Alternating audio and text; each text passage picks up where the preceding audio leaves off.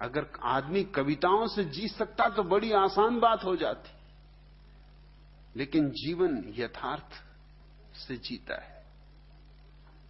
जीवन का यथार्थ हमारा क्या है? हमने स्त्रियों को एकदम अपंग बना दिया है। अपंग बनाने में हमने फायदा पाया क्योंकि वो पुरुष पर निर्भर हो गई। इससे पुरुष के अहंकार को बड़ी तृप्ति मिलती। हम स्त्रियों को कहते हैं अबला।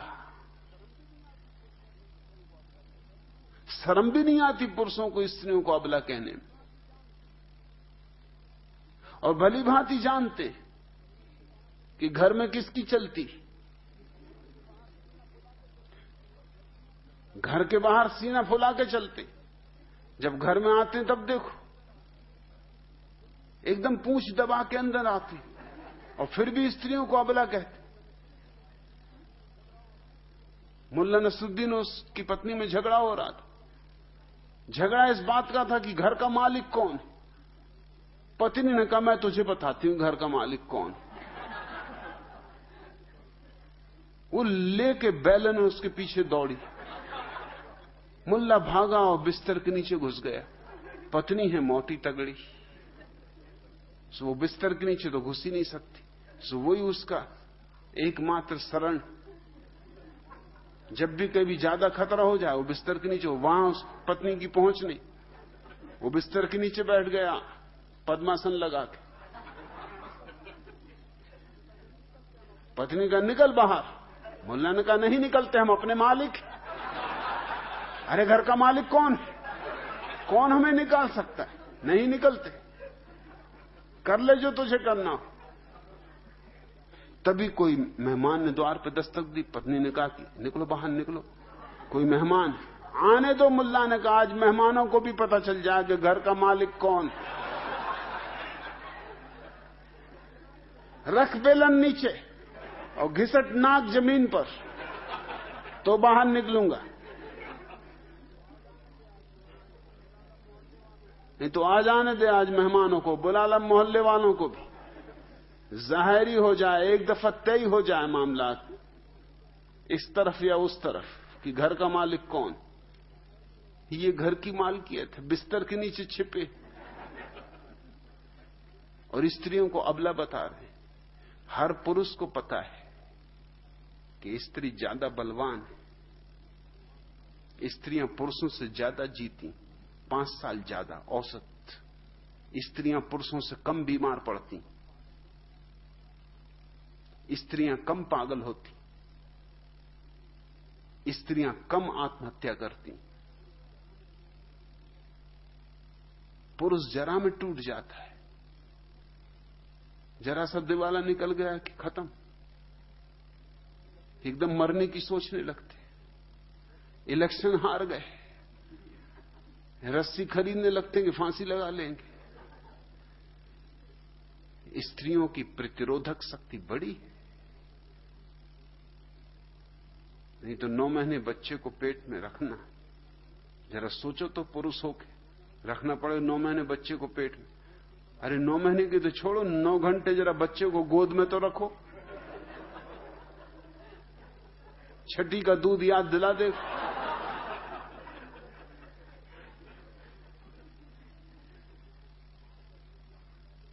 नसरुद्दीन अपने बेटे को घुमाने ले गया था, छोटी सी बग्गी में बिठाल के, सर्दी के दिन, और बेटा चीख रहा और चिल्ला रहा और रो रहा,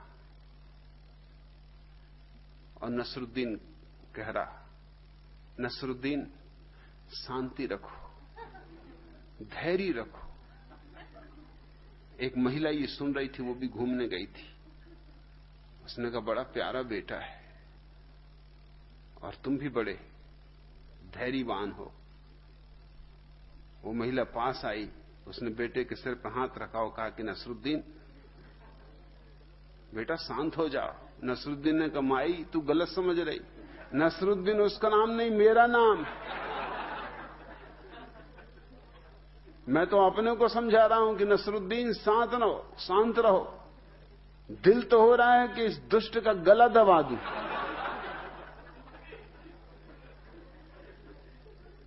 एक रात अपने बच्चे को लेके सो जाओ,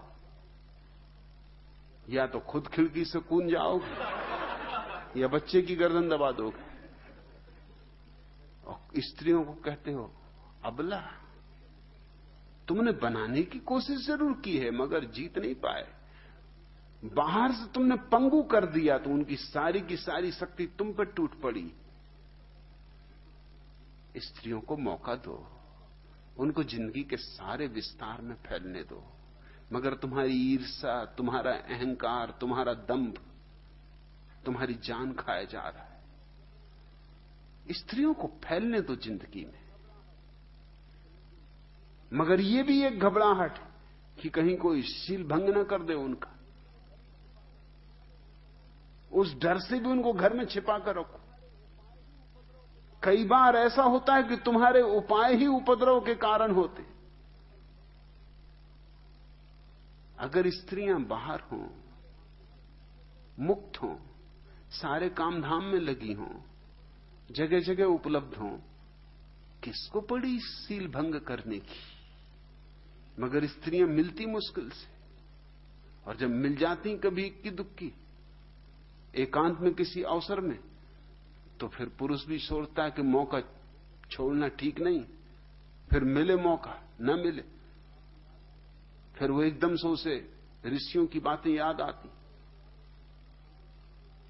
काल करनते आज कर,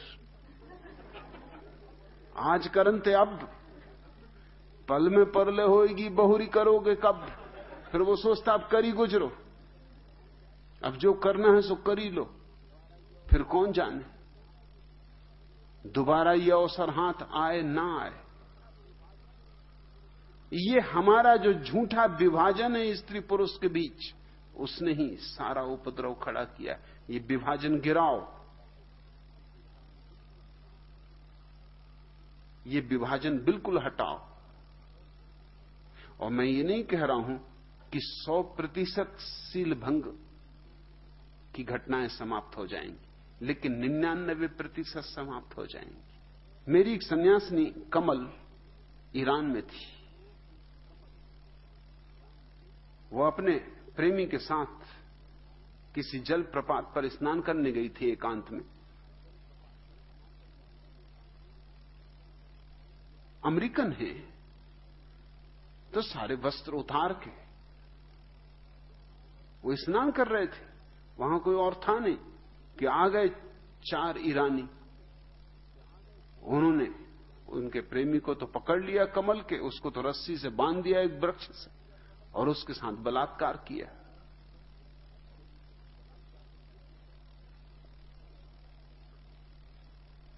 जाके उन्होंने पुलिस में रिपोर्ट की। पुलिस ने कहा कि हम उनको पकड़े लेते हैं, अगर वो पकड़ गए तो तुम्हें अदालत में बयान देना पड़ेगा। बस इतना बयान काफी कि उन्होंने तुम्हारे साथ बलात्कार किया, कि उनको चारों को फांसी हो जाएगी। अभी तो ईरान में कोई भी आदमी को मूलियों की तरह काटा जा रहा है। कमल ने मुझे तार भेजा कि मैं क्या करूं, क्या 4 आदमियों को कटवा दूं। माना कि उन्होंने मुझे सताया, मगर बात आई और गई हो गई। मेरा क्या बिगड़ गया।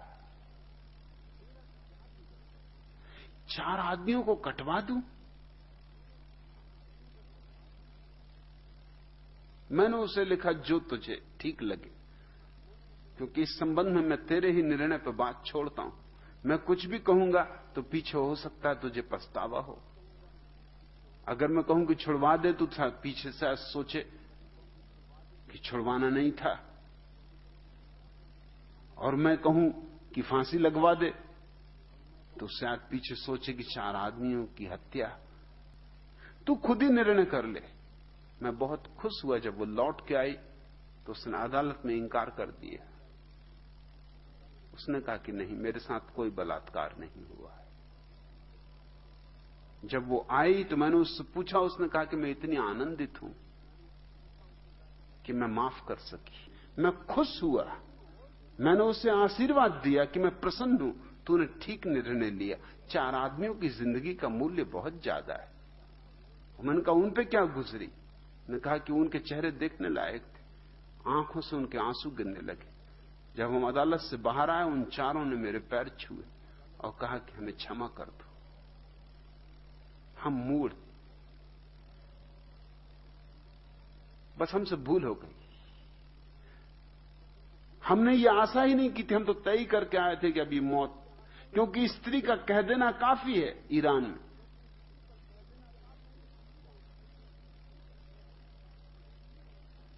मगर तुम क्या कहते हो, कमल ने ठीक किया या नहीं? क्या 4 आदमियों को मारना? माना कि ये मूढ़ है, बेवकूफ है, और माना कि उन्होंने गलती की, लेकिन ये भी क्या जिम्मेवार हैं? इनके पीछे हजारों आयातुल्लाहों का हाथ यहां बड़ा है। अद्भुत काम चल रहा है इस दुनिया में। जो यहां सबसे ज्यादा उपद्रव के कारण है, वे पूजे जा रहे हैं। मेरी ऐसी दृष्टि नहीं। 99% शील भंग तो समाप्त हो जाए, 1% रहेगा, क्योंकि कुछ न कुछ विक्षिप्त लोग कभी भी हो सकते हैं, मगर उनकी मानसिक चिकित्सा की जा सकती है। और उतना हमें स्वीकार करके चलना चाहिए, क्योंकि आदमी कोई परिपूर्ण नहीं। निंदा की जानी चाहिए उस व्यवस्था की जिसमें शील भंग करने वाला पैदा होता है,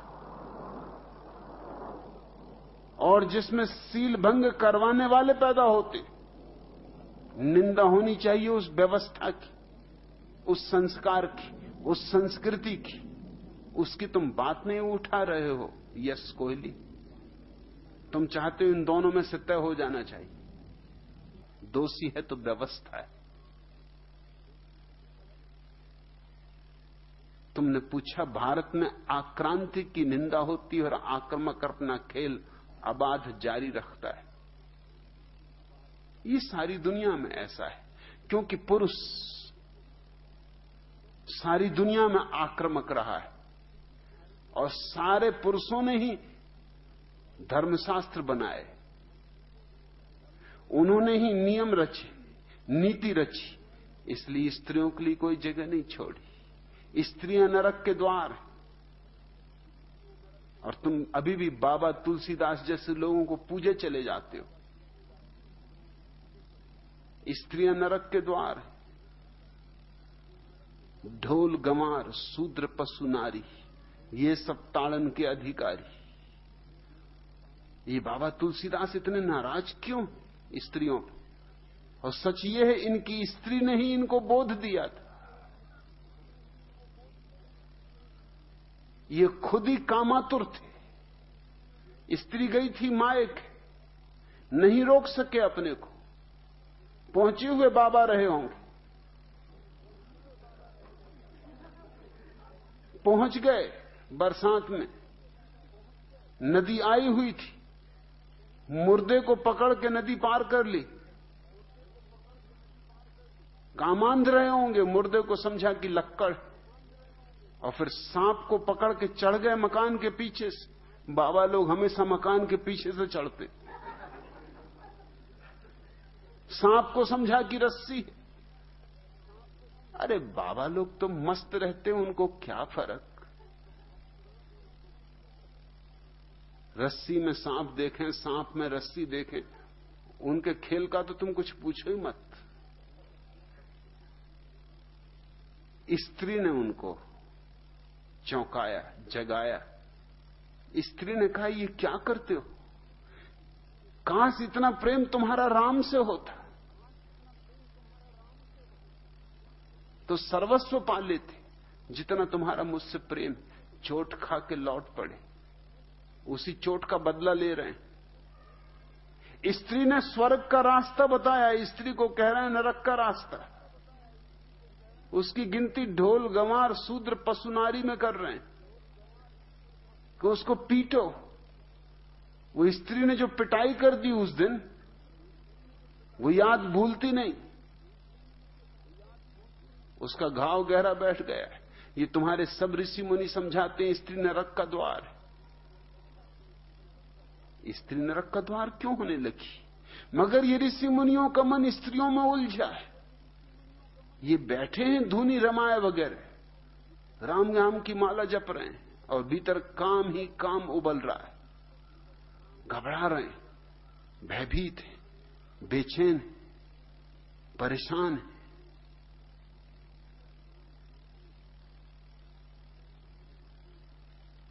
डर के कारण, अपने भीतरी डर के कारण स्त्री को गालियां दे रहे हैं।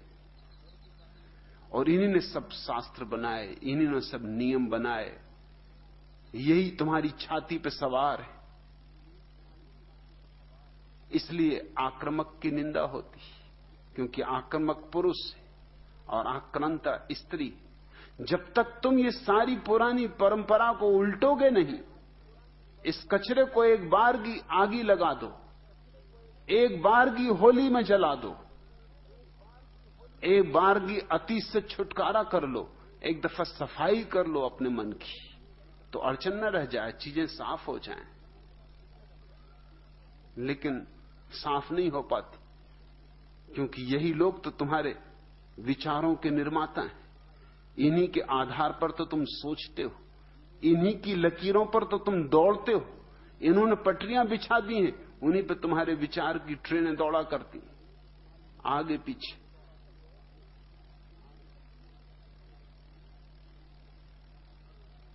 कैसा मजा है। युधिष्ठिर को तुम कहते हो कि ये धर्मराज जुआ खेलें, ये स्त्री तक को दांव पे लगा दिया तो भी धर्मराज। दुर्योधन को गाली देते हो और युधिष्ठिर को धर्मराज कहते हो, क्योंकि दुर्योधन हार गया और युधिष्ठिर जीत गए। जो जीत जाता है वह नियम बनाता है, जो हार जाता है वो कैसे नियम बनाए, कौन उसके नियम बनाए? तो वो धर्मराज हो गए। खूब धर्मराज है। एक स्त्री को बांट लिया 5 भाइयों ने, लेकिन जीत गए। तो बटी हुई स्त्री भी 5 महाकन्याओं में एक गिनती जाती। जो मर्जी हो करवाओ, जीत जिसकी है। जिसके हाथ में लाठी उसकी भैंस। पुरुष के हाथ में लाठी है, क्योंकि धन है, पद है, प्रतिष्ठा है, इसलिए जो मर्जी है करवाए। इसलिए यह होता है कि आक्रामक की प्रशंसा, या प्रशंसा नहीं तो कम से कम उपेक्षा, और जिस पर आक्रमण होता है उसकी लोग निंदा करते, स्त्री को लोग गाली देते। लेकिन इसके बहुत पहलू हैं। स्त्री जब अपने पति के साथ सती हो जाती तब तुम सम्मान करते हो, लेकिन एक पुरुष सता नहीं हुआ, सदियां बीत गईं, इतनी सतियां हुई, एक पुरुष को भी सता होने की इच्छा पैदा न हुई, और ये पुरुष सतियों के चौरे बना देते, और ये पुरुष झांकियां सजाते। बंबई में कुछ पागलों की जमात है, मैं हमेशा अखबार में खबरें देखता हूं, ढांढन सती की झांकी। ये पता नहीं कौन पागल ढांढन सती की झांकी मना रहे हैं। आए दिन कुछ ना कुछ उपद्रव मचा रखते हैं ढांढन सती के नाम पर। और स्त्रियां बड़े मनोभाव से सुनेंगी ये बात कि जब पुरुष मर जाए तो स्त्री को मर जाना चाहिए। पुरुष ने सिखाया स्त्रियों को कि जिंदा जिंदा भी तुम हमारी हो, मर के भी तुम हमारी हो। पुरुष को यह डर रहा कि अगर हम मर गए, पता नहीं स्त्री किसी और के साथ हो जाए, किसी और को प्रेम कर ले, ये संपदा पर कब्जा पूरा होना चाहिए, तो हम मरे, हमारे साथ ही स्त्री मरना चाहिए। मगर पुरुष क्यों मरे? पुरुष तो मालिक है। स्त्री को हम संपत्ति कहते, अब भी कहते हैं स्त्री संपत्ति। पुरुष को कभी तुमने संपत्ति कहा? अब भी जब विवाह होता है किसी लड़की का तो हम कहते हैं कन्यादान। दान? लड़की कोई चीज वस्तु है जो तुम दान कर रहे हो? शर्म नहीं आती कहते हुए कन्यादान? लेकिन ये हमारी धारणा है, ये पुरुषों द्वारा नियोजित समाज है। अब तक स्त्री को हमने कोई सम्मान नहीं दिया,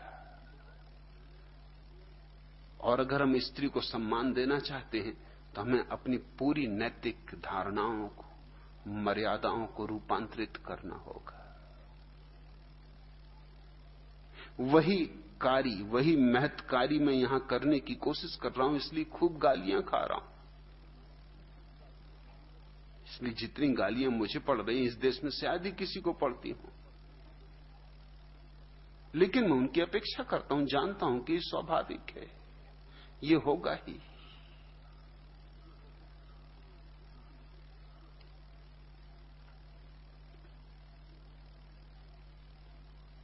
तुम पूछते हो स्त्री मूक होकर दुख झेलती, तुमने सिखाया उसको मूक रहना, तुम बोलने कहां देते हो? स्त्री की तुमने वाणी छीन ली। पहले तुमने उसे वेद पढ़ना रुकवा दिया,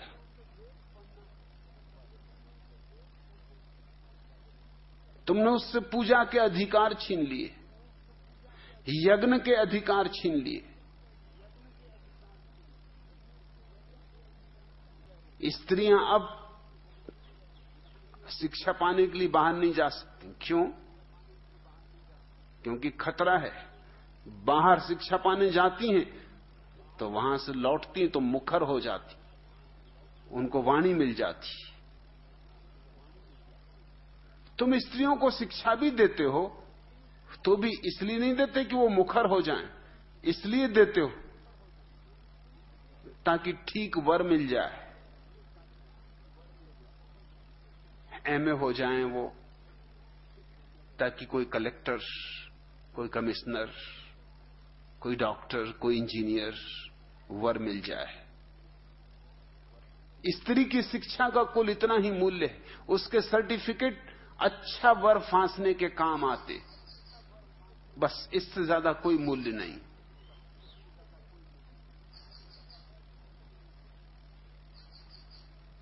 इसलिए तुम स्त्रियों को किस तरह के विषय पढ़ाते हो? उस तरह के विषय पढ़ाते हो जिनका जीवन में कोई मूल्य नहीं। मैं दर्शन शास्त्र का प्रोफेसर था, मैं चकित हुआ ये देख के कि अधिकतर लड़कियां ही दर्शन शास्त्र पढ़ने आती। मैंने पूछा कि माजरा क्या है, लड़कों को क्या हुआ? लड़के साइंस पढ़ते, गणित पढ़ते, लड़कियां क्या करेंगी गणित और साइंस पढ़ के? उनको कोई दुनिया में काम थोड़ी करना है, वो दर्शन शास्त्र पढ़ती जिसका कोई उपयोग ही नहीं।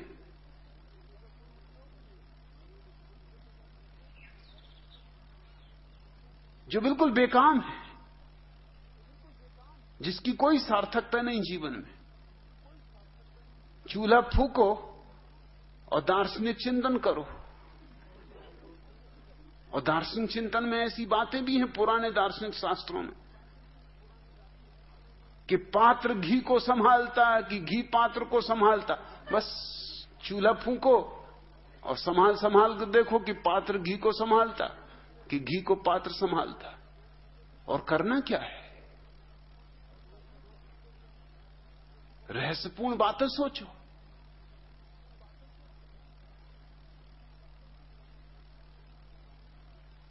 कि जलेबी बन जाती तो इसके भीतर रस कैसे पहुंच जाता है, कि फुलका फूल जाता है, दोनों तरफ से बंद, छेद बिल्कुल नहीं, हवा कहां से पहुंच जाती? ऊंची बातें, हवाई बातें, आध्यात्मिक बातें सोचो।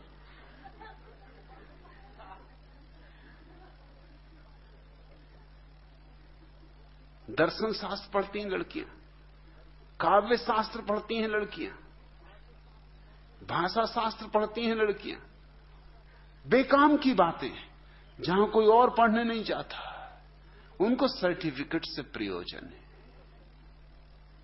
और दर्शन शास्त्र के विभाग अध्यक्षों को, लड़कियों को अच्छे सर्टिफिकेट देने पड़ते क्योंकि अगर लड़कियां भी आना बंद हो जाएं तो उनका धंधा गया, उनका धंधा ही उन पर चल रहा है। तुमने वाणी छीन ली है उनसे। तुमने सिखाया सदियों से कि पति जो है वो स्वामी है, तुम दासी हो। अब दासियों को कोई बोलने का हक होता है? वो तो जी हजूर होने चाहिए, जो पति कहे सो ठीक। क्या क्या कहानियां तुमने गढ़ी हैं कि असली सतियां वो थी कि उनके पतियों ने कहा कि हमें वेश्या के यहां ले चलो, तो कंधे पर रख के पति को वेश्या के यहां पहुंचा दिया। ये थी पतियां, ये थी सतियां, ये थी पत्नियां। और पति को पता चल जाए कि पड़ोसी के साथ हंस बोल के बात कर रही थी तो गर्दन उतार लेगा। चीन में ये रहा है नियम कि अगर कोई पति अपनी पत्नी को मार डाले, उस पर अदालत में मुकदमा नहीं चल सकता, क्योंकि पत्नी उसकी संपत्ति है। कोई अपनी कुर्सी तोड़ दे या कोई अपनी कार को जला दे, इसमें क्या मुकदमा? कोई अपना पंखा तोड़ के फेंक दे, इसमें क्या मुकदमा? ऐसी पत्नी है। ऐसे बहुत से समाज रहे हैं जहां मेहमान घर में आता है तो रात के लिए पत्नी भी उसको दे देते। मेहमान का स्वागत होना चाहिए। अतिथि तो देवता है, और देवताओं के तो काम तुम जानते ही हो। सो देवता आए ही शायद इसलिए हो कि सुंदर पत्नी है, और देवता का तो स्वागत पूरा होना चाहिए। रात देवता अकेले कैसे सोएंगे? तो पत्नी दे दो। और पत्नियां ये भी करती रही। तुमने उनसे वाणी छीन ली। उनको सब दिशाओं में वाणी देनी होगी, और उनको वाणी तभी मिल सकती है सब दिशाओं में जब तुम ये हिम्मत जुटाओ कि तुम्हारी अतीत की धारणाओं में 99% अमानवीय है, और उन अमानवीय धारणाओं को चाहे कितने ही बड़े ऋषियों मुनियों का समर्थन रहा हो, उनका कोई मूल्य नहीं। न उन ऋषि मुनियों का मूल्य है, न उन धारणाओं का कोई मूल्य। चाहे वो वेद में लिखी हो, चाहे रामायण में लिखी हो, कुछ फर्क नहीं पड़ता। कहां लिखी है इससे कोई सवाल नहीं। एक पुनर्विचार की जरूरत है। और तुम पूछते हो कि इसी कारण वह अपने पति के साथ वैवाहिक सुख तक भोगने से वंचित रह जाती। वैवाहिक सुख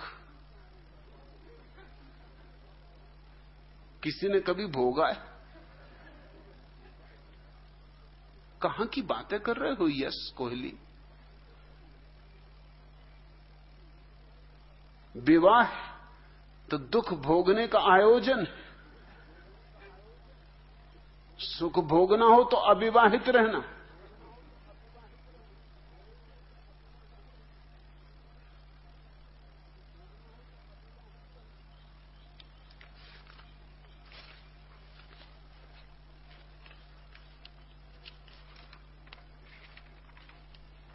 मुल्ला नसरुद्दीन ने अचानक एक दिन धर्म परिवर्तन कर लिया। मुझे खबर मिली तो मैं उससे मिलने गया। बाहरी आंगन में वह बैठा था, सिर घुटाए, पीत वस्त्र पहने, पद्मासन लगाए। मैंने पूछा, नसरुद्दीन, सुना है तुमने धर्म बदल लिया? उसने धीरे से आंख खोलकर कहा, हां, आपने ठीक ही सुना है, मैं अब बौद्ध हो गया हूं। मैं बोला, वह तो तुम्हारे रंग ढंग देखकर ही समझ आ गया, मगर ये तो बताओ कि इसकी प्रेरणा तुम्हें किसने दी? तुम्हारा गुरु कौन है? मुल्ला ने कहा, गुरु की पूछते हैं? अरे एक नहीं, दो गुरु हैं। एक मेरी मां है और दूसरी मेरी बीवी। दोनों एक से एक बढ़ के गुरु हैं। उन्हीं की कृपा से भगवान बुद्ध के वचनों पर मुझे श्रद्धा आ गई। मैं बोला, मैं कुछ समझा नहीं। गूढ़ पहेलियां ना बुझाओ, सीधी साफ बात करो। तुम्हारी मां तो कट्टर मुसलमान है और तुम्हारी बीवी पक्की पारसी है। उन्होंने तुम्हें बौद्ध धर्म अपनाने की प्रेरणा क्यों दी? नसरुद्दीन ने कहा, बात बिल्कुल सीधी साफ है। इन दोनों चुड़ैलों ने मिलकर मेरी ऐसी गति बनाई है कि पहला आर्य सत्य समझ आ गया, अनुभव में आ गया कि जीवन दुख है, 100% दुख है। दूसरा आर्य सत्य भी समझ में आ गया, अनुभव में आ गया कि दुख के दो कारण हैं, एक मां और दूसरी बीवी। इन दोनों के बीच में पिसा जा रहा हूं, मरा जा रहा हूं, सड़ा जा रहा हूं। परमात्मा मेरी कोई मदद नहीं कर सका। कुरान कहती है कि वह महाकरुणावान है। एकदम गलत बात है। बुद्ध ने ठीक कहा है, कोई ईश्वर नहीं। बस इन सब बातों के कारण मेरा परमात्मा पर से भरोसा उठ गया और मैं बौद्ध धर्म में दीक्षित हो गया। मैंने कहा, नसरुद्दीन तुम बात तो बड़े पते की कह रहे, लेकिन तीसरे और चौथे आर्य सत्य की चर्चा क्यों नहीं करते? बुद्ध ने कहा है दुख निरोध का उपाय है और दुख से मुक्त दशा भी है। मुल्ला बोला, आप तो जानते ही हैं भगवान, मैं ठहरा साधारण आदमी, दो सत्यों का पालन कर लिया, यही क्या कम है, बाकी दो की अभी मेरी हैसियत नहीं। मैंने पूछा, ईश्वर के न होने में तुम्हारा विश्वास पूरा पूरा है या वह भी आधा आधा है? नसरुद्दीन ने गर्व से सीना फुला के कहा, उस मामले में तो मैं बुद्ध से भी 100% राजी हूं। कोई दृष्टा सृष्टा नहीं है, सब अपने आप नियमानुसार चल रहा है, धर्म ही सब कुछ है, धम्मम शरणम गच्छामि। कोई परमात्मा नहीं है और मोहम्मद ही उसके एकमात्र पैगंबर।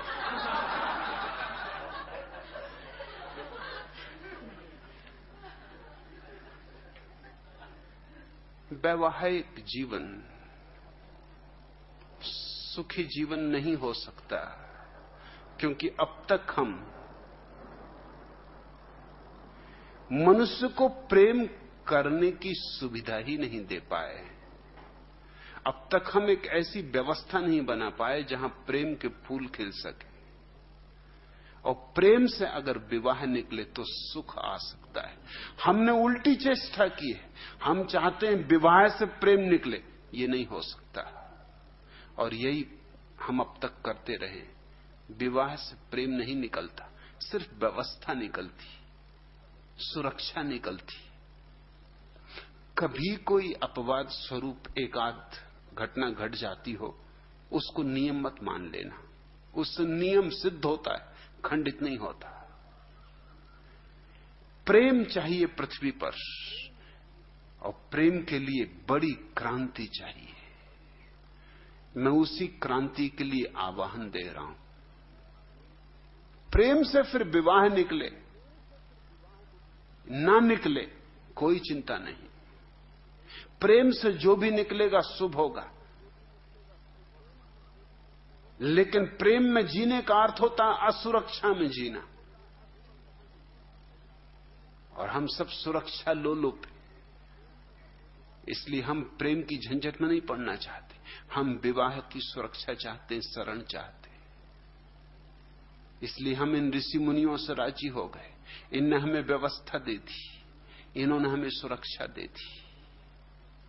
मुझसे तो केवल वही लोग राजी हो सकते हैं यश कोहली, जिनमें हिम्मत है, साहस, दुस्साहस, जीवन में प्रयोग करने का, जीवन को दांव पर लगा देने का। तो ये सारी बातें रूपांतरित हो सकती, लेकिन इन बातों की जड़ में जाना जरूरी। पत्तियां मत काटो, पत्तियां लक्षण, समस्याएं लक्षण, समाधान तो खोजोगे तो बहुत जड़ में उतरना पड़ेगा। और जब तक जड़ें न काटी जाएंगी तब तक ऊपर ऊपर तुम रंग रोगन कर लो, फिर उतर जाएगा। जरा वर्षा का झोंका आएगा, सब रंग रोगन बह जाएगा, फिर बात वहीं के वहीं।